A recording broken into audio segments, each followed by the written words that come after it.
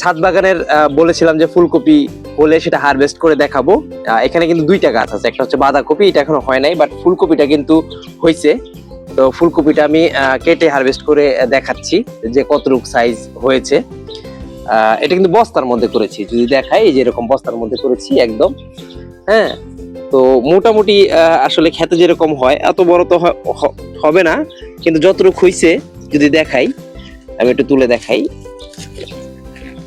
এই হইল, এটা খাওয়ার জন্য উপযোগী হয়ে গেছে, এই অবস্থা।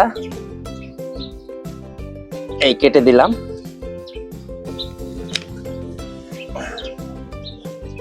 এই পাতাগুলো যদি কেটে দেই, নিচের গুলো,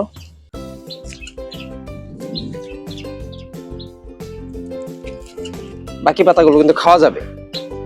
এই হচ্ছে ফুলকপিটা। হ্যাঁ, এই সাইজের, মোটামুটি সাইজ, এই সাইজের হচ্ছে ফুলকপিটা। এই তো এরকম বেশ কিছু ফুলকপি কিন্তু করেছি, 16-17টার মতো। একটা বাঁধাকপি করেছি, বেশ কিছু ফুলকপি করেছি। তো এই সাইজের ফুলকপি কেমন হয়েছে ছাদে এবং বস্তায়, অবশ্যই কমেন্টসে জানাবেন যে কেমন হলো ফুলকপিটা।